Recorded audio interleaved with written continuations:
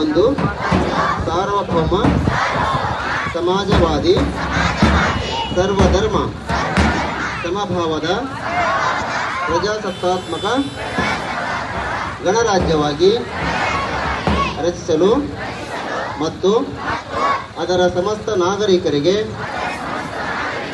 ಸಾಮಾಜಿಕ, ಆರ್ಥಿಕ ಮತ್ತು ರಾಜಕೀಯ ನ್ಯಾಯ, ವಿಚಾರ, ಅಭಿವ್ಯಕ್ತಿ, ವಿಶ್ವಾಸ, ಧರ್ಮಶ್ರದ್ಧೆ ಮತ್ತು ಉಪಾಸನಾ ಸ್ವಾತಂತ್ರ್ಯ, ಸ್ಥಾನಮಾನ ಹಾಗೂ ಅವಕಾಶ ಸಮಾನತೆ ದೊರೆಯುವಂತೆ ಮಾಡಲು ಮತ್ತು ವ್ಯಕ್ತಿ ಗೌರವವನ್ನು, ರಾಷ್ಟ್ರದ ಏಕತೆಯನ್ನು ಹಾಗೂ ಅಖಂಡತೆಯನ್ನು ಸುನಿಶ್ಚಿತಗೊಳಿಸಿ ಅವರಲ್ಲಿ ಭ್ರಾತೃತ್ವ ಭಾವನೆಯನ್ನು ವೃದ್ಧಿಗೊಳಿಸಲು ಶ್ರದ್ಧಾಪೂರ್ವಕ ಸಂಕಲ್ಪ ಮಾಡಿದವರಾಗಿ ನಮ್ಮ ಸಂವಿಧಾನ ಸಭೆಯಲ್ಲಿ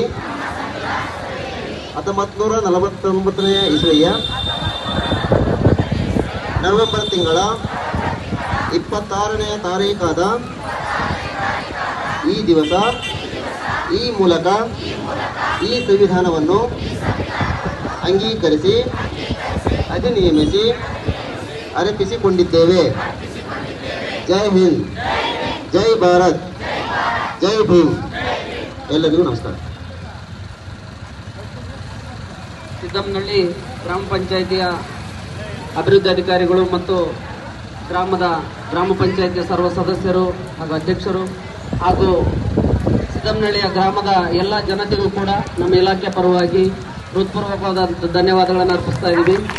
ಈ ಪುಟಾಣಿ ಮಕ್ಕಳು ಏನು ಇವತ್ತು ದಿನ ಶಾಲಾ ವತಿಯಿಂದ ಬಂದಿದ್ದಾರೆ, ಅವರು ಮತ್ತು ಈ ಕುಟುಂಬವನ್ನು ಹೊತ್ತಂಥ ಎಲ್ಲ ಮಹಿಳೆಯರಿಗೂ ಕೂಡ ನಮ್ಮ ಇಲಾಖೆ ಪರವಾಗಿ, ನಮ್ಮೆಲ್ಲ ಸಿಬ್ಬಂದಿಗಳ ಪರವಾಗಿ ಮತ್ತೊಮ್ಮೆ ಮಗದೊಮ್ಮೆ ಎಲ್ಲರೂ ಚಪ್ಪಾಳೆ ತಟ್ಟಬೇಕು ಒಂದ್ಸಲ.